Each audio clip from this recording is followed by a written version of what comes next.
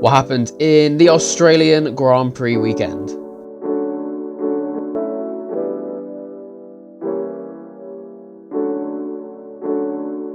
Hello everybody, welcome back to XRS Plus, the official podcast for X Racing Series.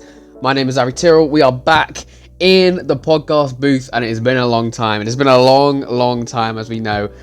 First of all, for those of you who are new to the league, I know there's a lot of people that are new to the league, welcome to the podcast. This is going to be happening every single week, where I do a weekend rundown, chatting about my opinions in all the races. Of course, I watch every single race, and if I don't watch the race, then I'll be straight on Twitch, straight on the highlights, to find out more and more about it.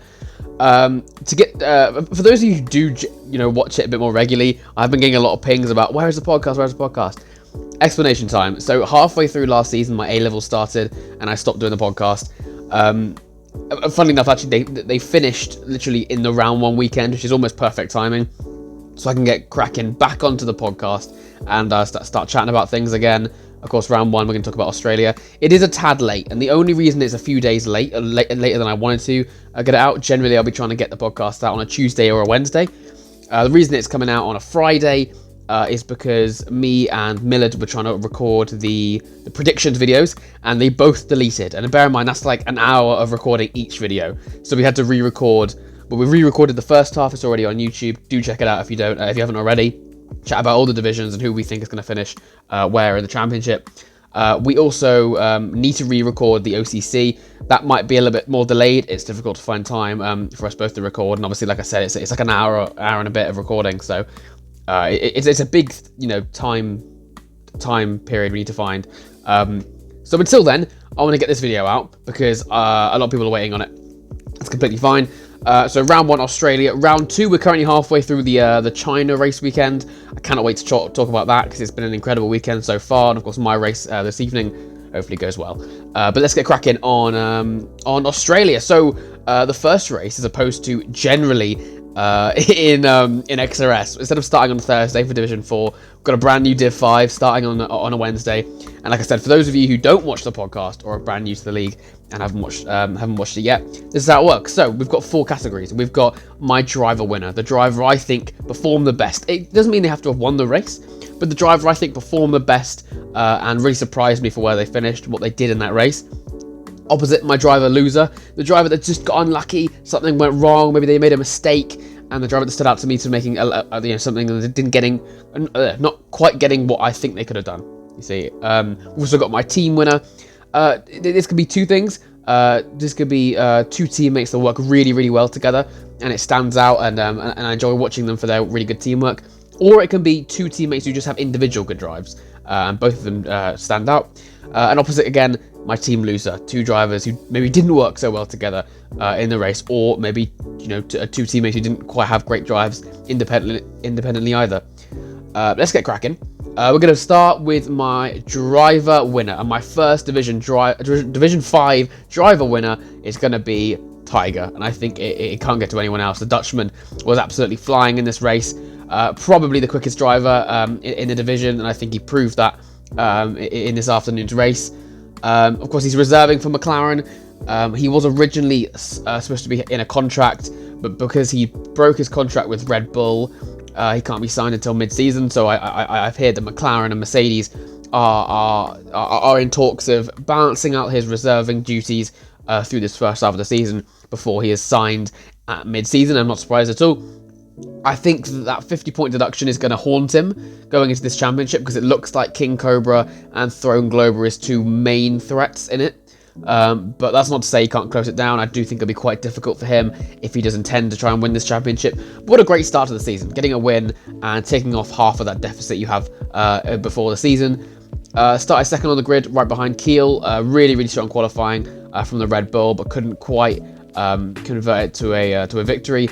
Really strong by Tiger, and I think if he keeps up this form throughout the season, he might get some threats of getting moved up a division, but I really hope he doesn't, and I'll be against it unless he's ridiculously over the pace, because I do like the look of him in a title fight. My driver loser for this race, I have gone for Sarah Ferre.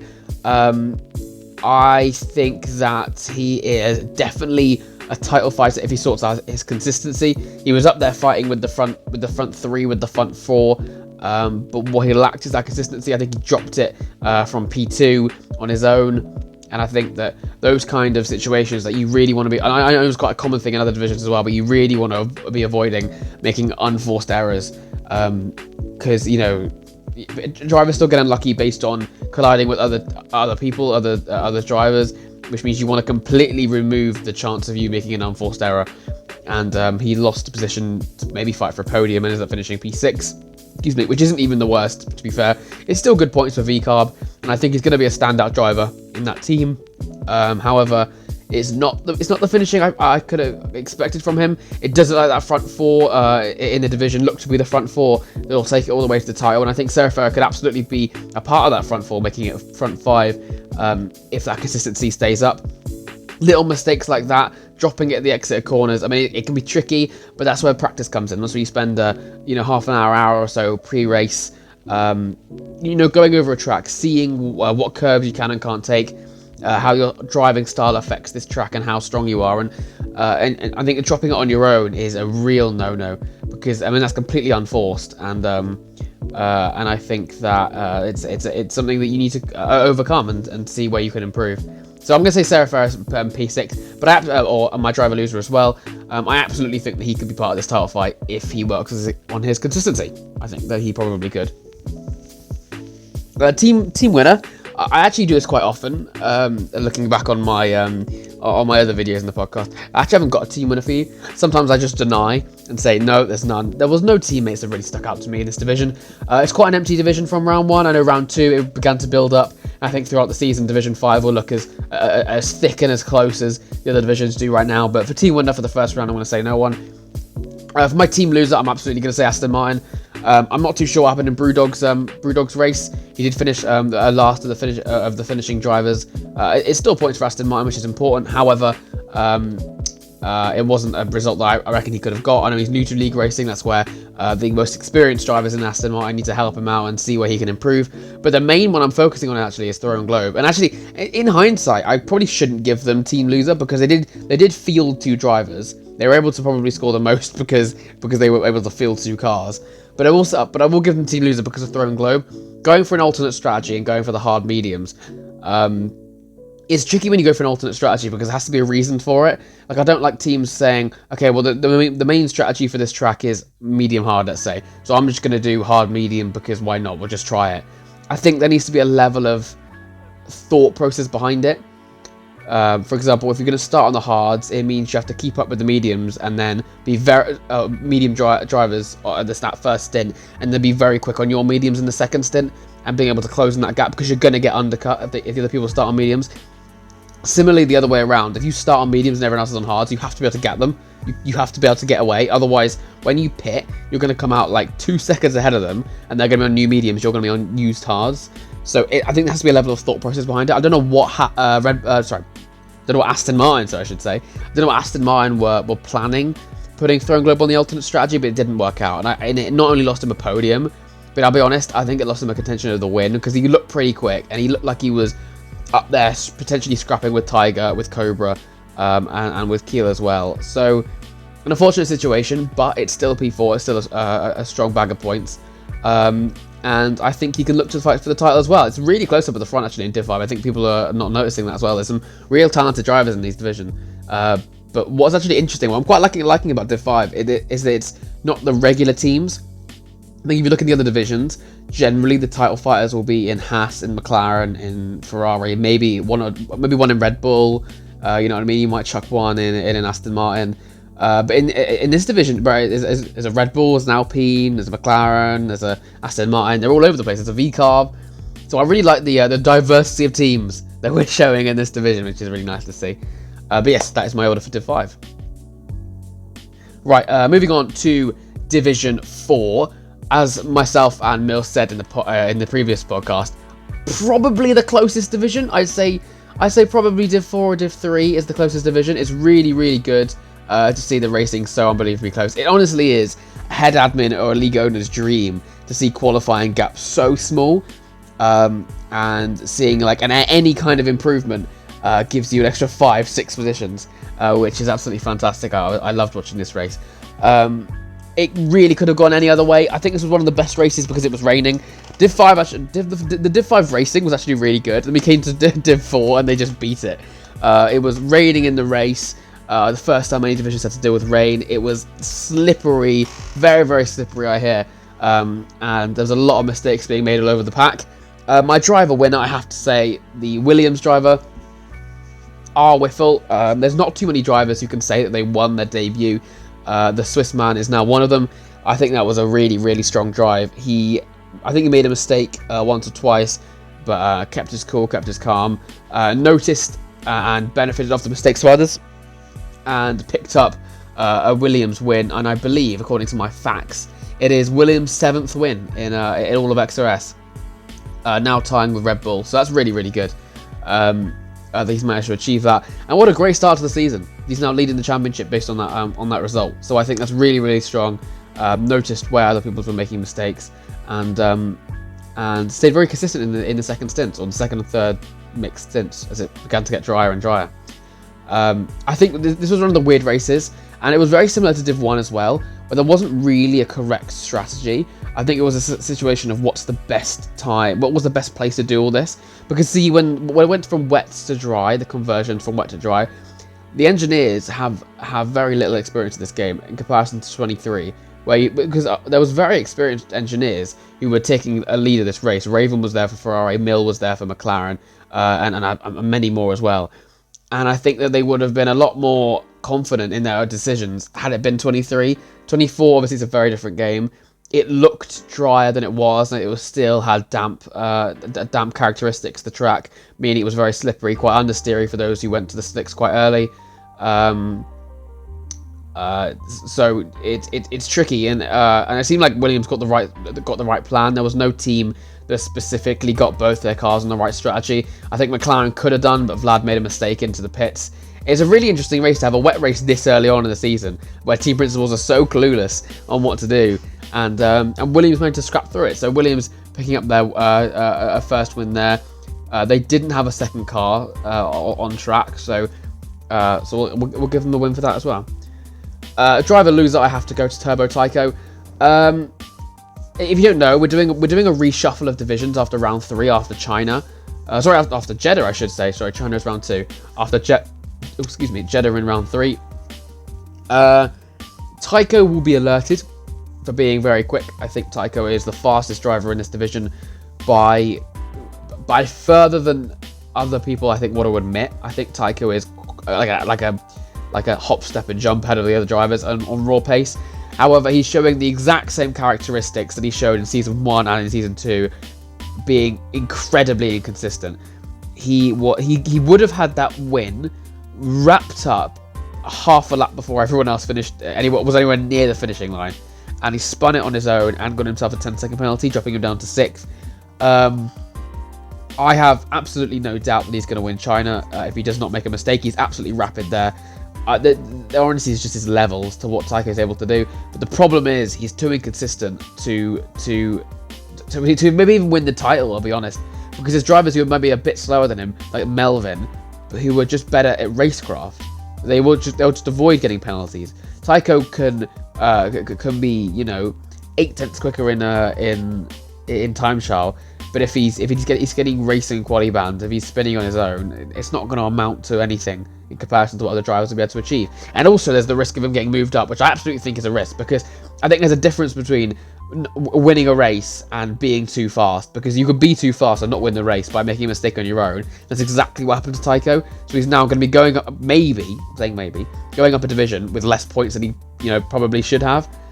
Yeah, I don't know. I mean, it's unfortunate for Haas as well, because this is the 3rd time in Div 4 in 2 seasons that they've got a driver that's probably too quick for the division. The problem is this time, as opposed to Alec and Benjo, where Kalik was in a short division, so there was the argument of, when should we do it? Maybe mid-season. Mid-season's quite late in a season that's 8 races, mind. I mean, that's half of it. It's half of it in any division. And then Benjo, who we just kind of, just accepted for the final few rounds. The difference between this one is it's a normal sized season, and we've noticed it straight away. So they might not get the same benefit out of Tycho as they got out of Calica Benjo, which is unfortunate. I do feel for Haas, the fact that this has happened for the 3rd time. But, and I'm not saying he absolutely will get moved up, but Tycho is really just ahead of the rest, I think, at this stage. He's arguably quicker than me, and I'm in the division above. I think it's unfortunate if he does get moved up, but similarly, which kind of backs my fact that I've put him as driver loser, he's not consistent enough to win the title anyway. And that's not me saying, oh, well, if he's not consistent enough to win the title, then he shouldn't be, just leave him in there anyway, because he's not going to win it. That's not what I'm saying. I think that even if he doesn't win it, it's still a bit of a nuisance to have him in there, that he's just beating the rest of the pack. If Tycho hadn't spun there, he would have won by however far he was ahead. And it's just not fun for the rest of the drivers. I don't want there to be a scrap for P2 every race. This isn't real F1. And I think when we have an opportunity to move someone up, we absolutely should take it. So Tycho, driver loser, should have won that race, didn't. And I have a feeling that might be a reoccurring trend going into the rest of the season. My team winner is going to go to Aston Martin. Really unfortunate by Owls. I don't know what happened at lap 1, where it was either desync or he got spun. But he made it about half up the pack, back to P11. Still some decent points, but the man I'm actually looking at was the TP, Cajun. Qualified 12th, finished 4th, got the strategy absolutely bam on. He boxed quite early for the dry tyres, but actually managed very, very well. And what he actually didn't do is go on to the second set of inters. He stayed on the first set of inters and just kind of played it consistent and tried to minimalise tyre deg and managed to shoot up the order in comparison to where he started. So to be honest, I put him team winner because I put them team loser for Div 5 because they got the strategy so wrong there. They got the strategy so right here, and Cajun absolutely fantastic, mate. He's picked up a big batch of points for his team. Aston Martin have started the season really strong. My team loser for this division, I have put as VCarb double DNF. And I'll tell you what, actually, why I was almost not going to put Tycho as driver loser. I was actually going to give it to Jase, but I've left it as Tycho. I would have put team loser as VCarb. Pistol Peter DNF, that's unfortunate. Jase DNF, there's a different story there. Jase is the team principal of VCarb and retired in the pits while in points. Now, if he turns around and pings me and says, oh, my mum came into my room and shut off my Xbox and threw a shoe at me, then fair enough, we have an argument. But if you, obviously he was a while back. He had made a mistake / been taken out. He was a while back, but he was still in P15. We scored down to P15. And he still would have picked up 1 point. Well, we would have been actually. It would have been more points because Neek and Pistol Peter DNF later on. But at that stage in the race, it would have been 1 point that he would have scored. And I don't think it is at all I think you should do as a team principal leading a team is retire inside the points. I cannot stress enough how frustrating it is that when people retire inside the points, when you have to spend, and I appreciate if you have to go and do something else, then fine. If you're busy, then fine, and there's a conversation there. But if you're sat there and just can't be bothered to finish an extra 5, 6, 7, 8 laps because you're 22nd behind the pack, that I can tell you what, if I was a team principal, I wouldn't sign you, because I've signed you there to pick up results, and I know it can be frustrating to just do lap after lap, but we all play F1, we all do it for fun, otherwise we wouldn't be here. So you can cope with doing a few more laps, can you not? And especially from a team principal, to give up a point, and I know it's just a point, but a point was the difference between me getting P2 in the championship last season and me getting P4. We were 1 point either side, I'm pretty sure. And that 1 point, I hope, comes back to bite VCarb and loses them a position in the OCC, because that's an enormous amount of money for next season. Why on earth is Jase retiring inside the points? That is not the motivation, not something you should be doing for your team. The fact that VCarb are already probably feeling the pressure from the fact that they're not going to finish P4 this season as they have in the previous 2 seasons, they might actually finish lower because the standard has gone so far up, and teams like Red Bull, Alpine and Williams, and maybe even Aston at this rate, my goodness me, Aston, are actually putting pressure on them to be one of the top teams. I think VCarb could very, very easily finish in the bottom half, and I don't think that Jase retiring in the pits, putting that precedent for the rest of his drivers that, oh, it's okay to lose, to just throw away points. I mean, that's not good. That's not good whatsoever. Pistol Peter DNF, I don't actually know what happened there, but it's unfortunate. And I know it's 0 points in this division, but it absolutely should not have been 0 points in this division, because Jase not only is a good enough driver to be scoring way, way higher than he was, but if you get into an incident, do not retire in the pits. I mean, if you're outside the points, then I'd make it more understandable. But if you ask me, I would never ever retire in the pits because I would never ever give up. Anything can happen. There can be safety cars, a meteor can come down from the sky. I would carry on and I'd finish that race, and I'd have a P17 on my record as opposed to a DNF. And Jase retiring inside the points. He's also got throwing away points on his record as well. Right, we move on one more date to Division 3, as I always say, my neck of the woods. Round 1, very, very close. Div 3, for the second season in a row, and I'd argue third, but we will say second, what's the past tense of pride? It's not prided, is it? But whatever the word is, for being an incredibly close division once again. It's put on an absolute show. We've brought in so many new names. We've brought in Face Dom. We've brought in Baldy. We've brought in a couple more names up there at the front of the pack. CXDE being one of them. A lot of names in this division. I'm very, very excited to see what the title fight is going to be because it was so close last time as well. Who knows? I mean, we've added a few extra races for this season, of course, but it's still going to be incredibly close nonetheless. So many people could win this title, or at least challenge for it as well. And we've got a title fight in our hands. My driver winner, and I always say this right, and I don't think I've given myself a driver winner I might have given it to myself in Silverstone last season. I know I gave myself in Monza in season 1. But as I say, if I ever want to give myself driver winner, I'm always going to try and be unbiased and give it to someone else as well. So I'm not just talking about myself, because I appreciate I can be unbiased. I know what happened in my race. So I can be sure I can be biased. And I know what happened in my race, and I know what happened in the story for everyone else's race. So I'm going to give it to 2 people. I'm going to give it to myself and someone else. We'll talk about myself first, because I'm very important. I had maybe one of my best drives of XRS, and I've had a lot of good ones. I've also had a lot of bad ones, I think that's fair to say. A lot of the bad ones came from last season. Season 1, I was strong. Season 2, I got some issues out of the way, but I also had some really unlucky races. I did much, much worse in Season 2. Season 3, we started well. We started strong, and I'm really happy with that. Qualified 12th. I think my quali pace is going to be a big issue in this game.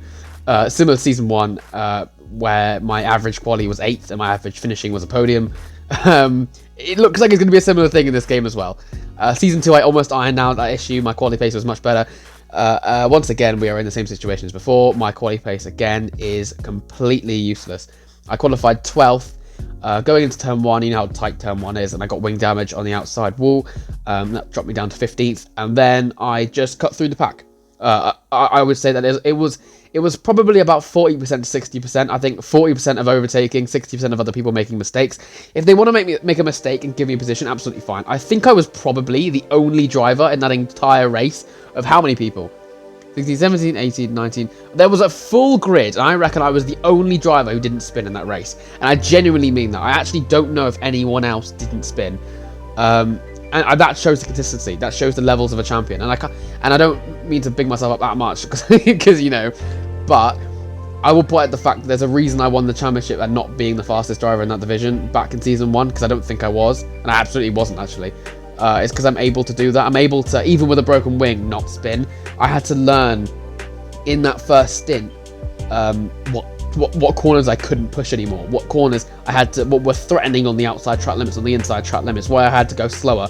And while learning that, also staying within DRS, because otherwise I dropped way, way back, because I was lapping slower. And managing that was one of the most difficult things in the world. I did get 3 track limit warnings and got a penalty. 2 of them were in the turn 9 chicane. In my defense, one of them was because there was a car in front of me, and it was a car I hadn't pit yet, and I had, so I was trying to cut through, and I just stayed a bit too close to his rear end and couldn't see the apex. And the other track limit was turn 5, the final one. I bounced off the inside curb at turn 5, and it chucked me off the other side, which was kind of frustrating, because I think I could have fought for a P3 there.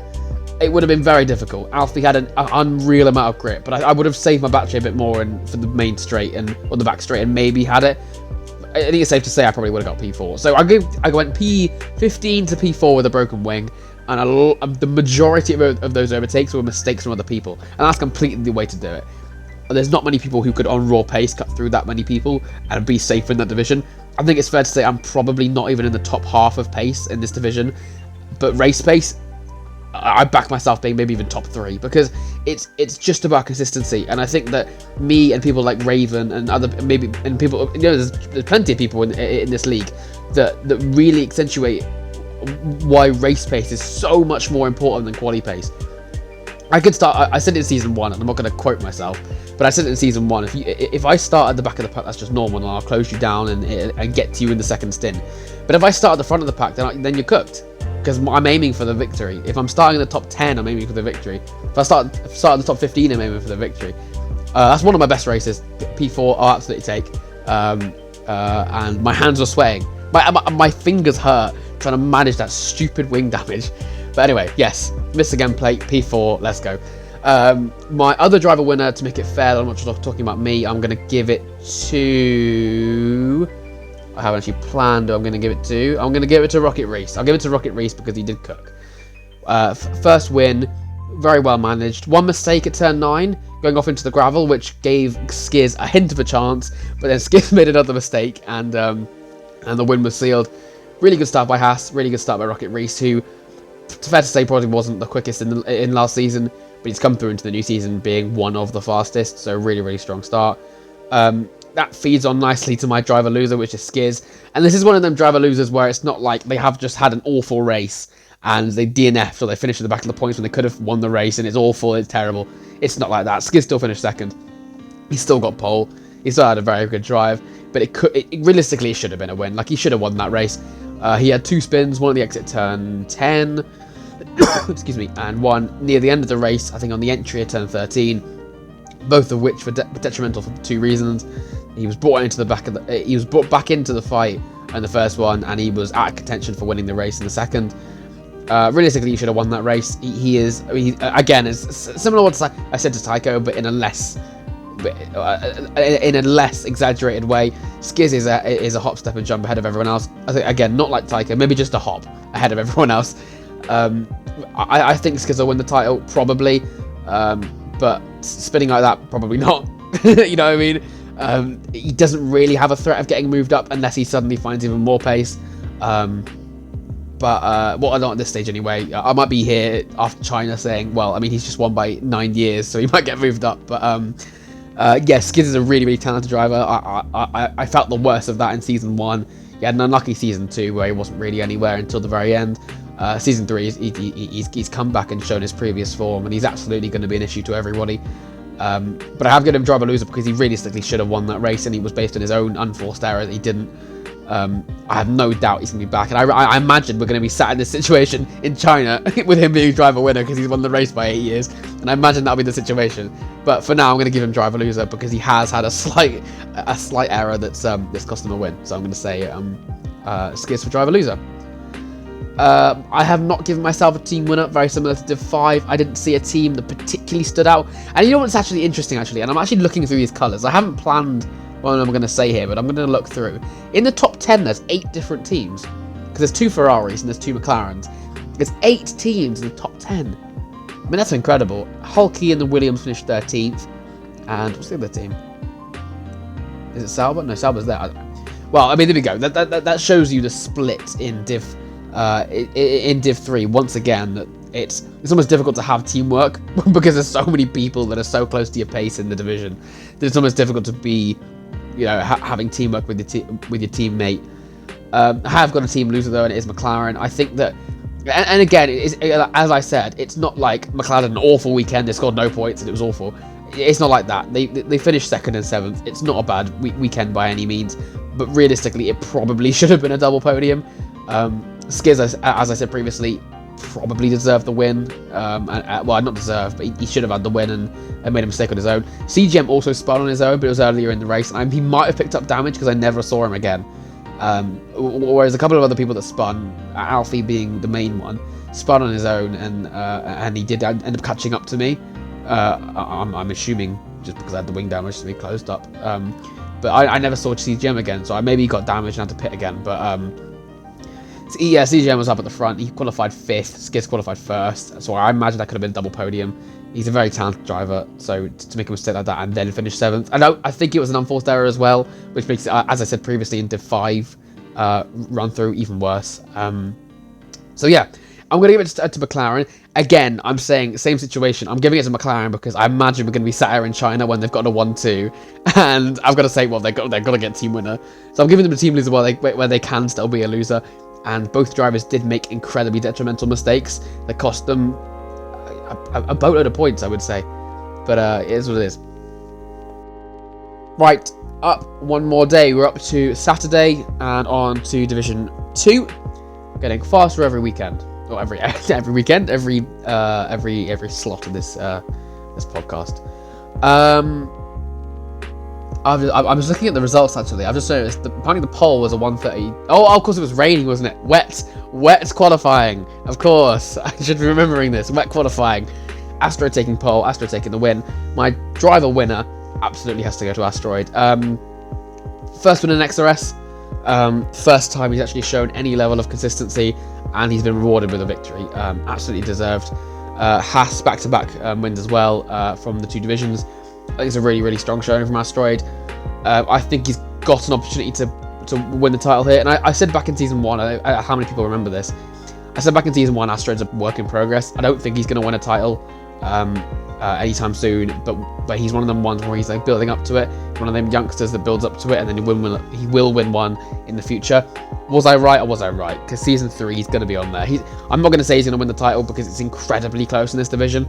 The people like Epic, Casper, Ronan, and plenty more that are going to be on his tail the whole way through. But I think he's got a good shot. He's clearly one of the quickest drivers in the division. I think that pole up was absolutely stunning. And I think to win a race in that fashion, where he was lapping really, really well as well, I think he was genuinely quicker than Epic in that race. I think is a really fantastic situation to be in. So yeah, I'm going to give him the driver winner. Not much more to say. My driver loser has to be to Mateo Manga. I don't really know what happened there. He finished 11th, should have been a podium, and he was going to finish P3, but then he disconnected. Well, he was in P2, disconnected and dropped down to P3, but I think it's only because Epic was right behind him. And then when he got back in, disconnected a second time, but this time, instead of just disconnecting, it DNF'd him. Because it was in the final few laps, he was still classified as the final driver didn't get lapped, so he finished 11th as opposed to 13th because Mill and Squig were lapped. But nevertheless, it should have been a podium. Like, I actually don't know what happened. I thought it was a glitch or something, so the positions might get given back to him, so he might get P3 back, but apparently not. I was completely wrong. So P11, and it like honestly, if the game hadn't just DNF'd him, it would have been a P3. Like, the AI could have taken it to the line. He still would have got P3 because Casper was too far back. So I actually don't know what happened there, but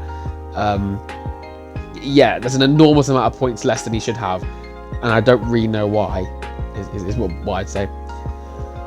My team winner, I have to give it to Ferrari. I think they probably scored the most in this division. Maybe Haas actually because of the win, but for two different reasons, two individual races. Casper, as always, showing he's probably the most consistent driver in this division, making literally no mistakes. He was definitely off the pace of Asteroid, Epic, and Mateo. I don't think he's quite as quick as them in Australia. I know he didn't have as much time to practice, maybe. Qualified third, really, really strong qualifying. Dropped to fourth, and then kind of sat there. He probably had the most boring race ever because he didn't really see anyone. But he just carried on doing these laps. And as I said, if Casper can do these laps, then Jase can. Doesn't have to retire in the pits. But Casper doing the boring job, doing lap after lap, was going to finish P4. Mateo, something happened to him, and he got P3 on merit of just carrying on in the race. So Casper, once again, adding to his podium count by just being the most consistent driver out there. The same reason he harvested podiums in Season 1. He might not have been the fastest in that race, but he just sat there, did the right thing at every single turn, and just stayed incredibly consistent. So Casper P3. Do I think he's going to win the title? No. Do I think he might fight for it? Probably not. But that consistency might actually propel him higher than people might see him. He might just be harvesting these P3, P4, P5, P6, P3, P5, P4. Like, we're going to start seeing those points tally up. He might be within striking range or closer to striking range of the title than we might expect by the end, because he's just such an incredible driver. So yeah, Casper, really good drive. On the other side of the garage, Jojo, VDF Jojo, first race in XRS, qualified 11th, didn't think much of it, that's closer to the back. Very consistent in the race though, especially in the second stint. He was absolutely flying in that second stint. Stayed off the penalties, again, really... exaggerating my point on consistency really helping out in the race, especially in this game. Ronan Key not being able to drive, the reigning champion, so he's going to be a few points behind going into China. Excuse me, I'm so burpy today. But Jojo hopped in, and it was an absolutely perfect choice from Raven to reserve him. Really, really strong showing. I'm really enjoying how XRS, the seats are very limited. It's quite difficult to get a seat in XRS. Div 2 is one of only 2 divisions that actually have seats left, and it's Aston Martin. If Aston Martin don't sign Jojo, I'm really surprised. It might be. I don't think it's not a money issue, is it? It's absolutely not a money issue. They should be signing Jojo. If he's able to do that race consistently, when his second stint, when the grip is off, when the tyres are struggling, he's still staying within track limits in a track that obviously, makes it quite difficult. He's still lapping much quicker than everyone else. He's closing and making overtakes as quickly as we want him to. He's someone you need to sign. He's ideal for Aston Martin, if anything. Yeah, really strong from Jojo. If he doesn't get a seat at least in mid-season, when there's some switches around, then there might not even be switches around. I just hope Aston Martin sign him. I want to see him back. He's a force to be reckoned with, it seems. My team loser, similar to my whole point about Mattia, I'm going to give it to Red Bull. As I said, Mattia should have been a podium, got P11 with a disconnect. Kian, I'm not too sure what happened to him. I think he just kind of...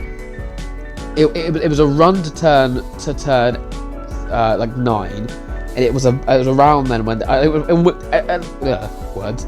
People went like 4 abreast going towards turn 9. I think Koi got caught in it, and I think Kian might have done as well, picking up damage. I think he retired in the pits on his own. At that point, he was P16, so it's more excusable. I don't think it was a damage DNF. I do think it was a giving up, which is unfortunate, but I understand a bit more if it's outside the points. Obviously, he would have got P15 had he carried on, but again, it's still 1 point, and he didn't know that was going to happen as well. And it was right at the start of the race, so it's absolutely more excusable as opposed to Jase's. So yeah, fair. It's unfortunate for Kian, but really low points for Red Bull when it genuinely could have been really strong. Matej should have been in the front, Kian should have been in the middle, but they've both shown pace, which is the most important part. We've still got 13 rounds left to go, and Red Bull have showed they've got a strong Div 2, even if it didn't quite show as strong in the Australia races. Maybe it could have been. Right, to finish off this podcast, we talk about Division 1, the fastest drivers in the league. And I'll tell you what, right? I'll tell you what. I genuinely believe this is the best race in XRS history. This race made absolutely no sense. And it was literally Div 4 on steroids. You know when I talked about in Div 4, and I said it was interesting for the engineers because no one really understands what happens in the wet. Div 1, the Div 1 gods saw that and said, you know what, hold my beer. This race made no sense. I actually don't think there was a right strategy in that race. And I'll explain to you right now. I'll give you a little race rundown because this race was unreal. I was commentating it. Unfortunately, I couldn't stream because my streaming doesn't work anymore. So I'm having to have a co-comms stream for it every single race, which is very annoying because I'm looking forward to commentating. But anyway, excuse me, I'm losing my voice now. So this race started in the wets. It was literally on the brink of being full wets. Wasn't quite though. So some of the drivers got the strategy wrong and started on the full wets, one of the which being Antonio Wright, one of the key ones. But it was Inter's weather, just. and everyone on Inters were going a little bit faster. The people in the wets went in for Inters, and that then mixed up the grid because those that started on the wets had to pit. Then what happened next? The safety car came out. But the safety car came out and it ended almost at the end of the Inter stage. It looks dry enough. It looks dry enough for the dries to be good enough. However, it wasn't quite. It was literally the safety car went in around 4 laps before it was actually dry enough. I think it's because the track was very cold, so it didn't dry the track quick enough. Because it looks dry, but it actually took around 4 laps for the dry tires to genuinely be quicker than the Inters. So that was weird. Most of the drivers pit, and it was interesting actually. So there was a few drivers, right? I think it was about 6 who pit before, like during the safety car. One of them being again Tonio Wright. Most of the drivers stayed on the intermediates, and then when the safety car resumed, a big batch of the Inters runners went into the pits for the mediums, leaving about 5 drivers still on the Inters. The extra 5 or 6 people who went onto the dries following them. And then the people that had to pit in that third strategy that was going on. At this stage, the Inters were still quicker. Staying on the Inters was probably the right call, which means another enormous batch of people got the strategy wrong. Leave it about 3-4 laps, and the Inter's drivers began to file into the pits for their medium tyres or their soft tyres, meaning that those that pit under the safety car now had the advantage. This left FIFA's in P6, God knows how that happened, and Antonio Wright in P1, having been on nearly every compound in the game. It looked like Tonio was going to win the race, absolutely. Then his wheel had an issue, the same thing we saw in Bahrain last season at Russell Corner. He dropped it and got disqualified because he was sat on the race off the track in a dangerous position or whatever, and he lost the race. The race resumed, and it looked like Zalagi was going to win. Yes, you hear me right. And I tell you what, right? I would have loved it if Zalagi had won that race. He had a 3-second, and Neb was just outside that 3-second range. Forgive me about backstory. Zalagi was in the pack that pit during the safety car, I believe, and Neb was part of the pack that stayed on the Inters after the restart, the third pack as opposed to the first pack, and pit 4 laps after the restart, which was probably the best strategy of the. I mean, maybe, I don't know. Okay, I think I think the best one was pitting under the safety car, but the problem is you were slower on the restart, and it probably did wear your tyres down. But I think that was probably a little bit better. The second best would have been pitting 4 laps after the restart. The worst one, which funny enough was the middle one, was pitting at the restart. So most people got it wrong, and Neb got it almost right. He was second, and he was closing in, didn't have a penalty. He probably would have won the race, and he's dropped it on his own, which allowed Zalagi to literally be not even in contention. He would have won the race. Then a second safety car came out. Some people stayed out, some people pit. Zalagi pit and didn't have enough time to cut through the pack and lost the win. So yes, so much going on. Commentating that race was genuinely a headache, but I absolutely loved it. That was the most incredible race I think I've ever watched. But my driver winner, and if I could edit in some like heroic trumpet music or something, I would like to give my driver winner to my GOAT, the man who should have won. And I tell you what, I respect these Div 1s, because Div 1, if it means you're in Div 1, it means you're quick enough to do esports. You're quick enough to go and do all this nerdy stuff that all the nerds do, right? You're quick enough to not care about XRS, just a racing league. But you know what? I respect the OG Season 1 Div 1s that stick around and back the league from the beginning. And I tell you what, I would have had respect if my boy Zalagi had won that race, but he didn't because of the safety car. But with penalties, he still made it up to P4, despite should have won the race, but I think it would have been about P7 had he stayed where he was in the restart. So I'm going to give it to Zalagi. It may not have been a podium, but he was chasing that first win. And you know what? In Season 1, where he could have been off doing nerdy esports, he's stuck around in XRS, and he's one of my GOATs because he's an OG. If Zalagi had won that race, I would have gone nuts in commentary, but he wasn't able to. But he's still my driver winner because he's currently carrying Sauber on his back. He is carrying that team. Get him to a good one. Zalagi, my driver winner. My driver loser is Tonio Wright, because he has the most inconsistent equipment. And I actually made a joke to this. I was talking to him yesterday because he joined a VC yesterday, and I said, "What did you do? Did you enable DAS or something like that?" Where he pulled his wheel off the rig. This is the second time in a row that Tonio's equipment has failed him. Last time was Bahrain, his last race. This time he fell on his own because of, I don't know what happened actually. He told me, but I've forgotten. Some kind of failure where the wheel came off and snapped, so he had to buy a new thing. I don't really know much about wheels. I'm not a controller driver. But yeah, driver loser, he absolutely would have won the race pre-Zalagi. I think there were stages in this race where Elias would have won, Teshumi would have won, Tony would have won, Zalagi would have won. This was in the Tonio section of the race where he should have won and didn't. There was a lot going on, as you can tell. So Tonio is my driver loser.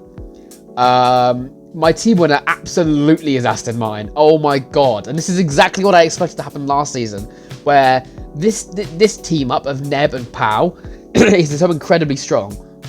I maybe rated it a bit too much last season, but going into this season, brand new game where Neb is arguably top 3 on pace. I mean, goodness me, these two are quick.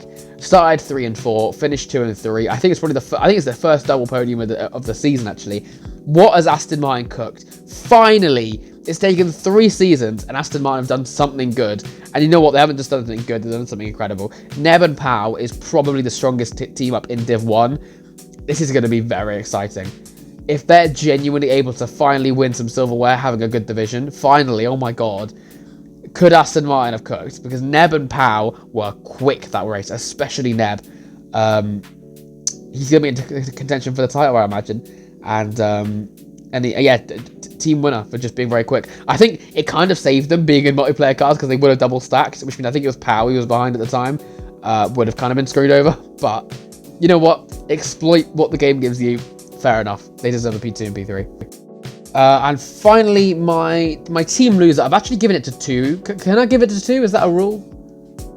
Should I give it to 2? I'll give it to 2. I'm going to give it to Red Bull and Alpine. This was always the worry. I mean, less so for Red Bull because they got Wizzy, who's probably quick enough to contend for decent points. But FIFA's Benignu and maybe Alec in the future maybe should be Div 1. Like FIFA's and Benignu are actually Div 2, and they got moved up because they can't do the day. And they're both, and I don't know what Alpine were thinking signing both of them. Like, that was actually the stupidest thing I've ever seen. But in terms of Alec, like, it's a difficult situation because we can't move him down without evidence. And I mean, he's clearly off the pace in this game. Like, I'd have no doubt he'll find it again, but it might not be enough or quick enough to be contending with Div 1. And I understand that. But the difference is last season he was cooking. Last season I don't know where his pace came from, but he was actually fighting up at the front. So yeah, I mean that's the threat. I mean I would have re-signed Alec if I was Red Bull. He's a very cheap driver.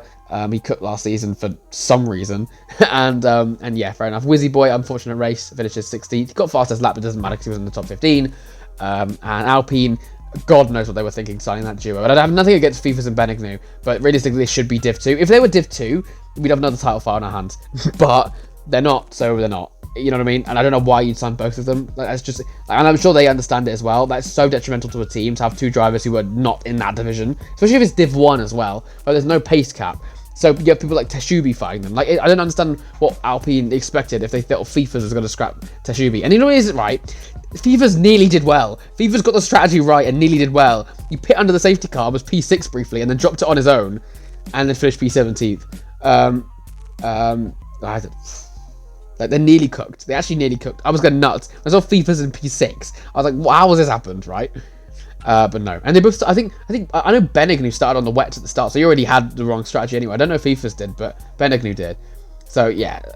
I think it's fair to say there wasn't really a right strategy in that entire race. You probably could have got to the end in various positions doing various things. However, you're always behind if you're signing drivers who aren't in that division, in the division that are above. Especially if it's Div 1, where there's no pace cap. You have aliens like Teshubi and Elias who are just going to chef your drivers if they're Div 2. I don't know. I hope FIFA's and Ben are available on Saturday. And there's nothing against them. I'm not calling them slow, because they're probably quicker than me. But if they go Div 2, we've got a serious title fight in their hands. And they'll enjoy it more, because they'll be at the front. So that's my message to you guys. Stop making yourself busy on Saturdays. Come and become a title fighter in Div 2, instead of killing yourself every Sunday getting chefed by Teshubi. There is my advice for you. Alright, well, thank you everybody for joining me on this first race rundown of Season 3. We are back on track in China this coming week. And I'm sorry again that this podcast is late. As I say, I should be aiming for them to release on Tuesday or Wednesday every single week. Oh, my voice is going. I'm going to get back into the podcast mood. Chatting facts for an hour. Yes, I will aim to get them out on Tuesday or Wednesday every single week, preferably before Division 5. However, we'd have the issue with previous predictions podcasts getting deleted because my equipment fails me once again. So I was a little bit behind on track. Hopefully I'll get the OCC one out soon, so you guys can enjoy that. If not, obviously check out the first predictions video. Thank you very much for joining me here in the podcast for the race rundown. I will give you a little bit of a heads up before you guys start complaining and pinging me. Yes, I am on holiday next week. I leave on Monday, which is literally the day after Div 1, where I would be recording. So if there is a podcast next week, I'm going to have to record it while on holiday. which might cause some delays. So there may be a late one next week, but I will do my very, very best to make it come out Tuesday or Wednesday. After that, we're back on track. Jeddah podcast, we should be completely fine. So yes, thank you very much everyone for joining me, and I will see you all very, very soon. Bye bye.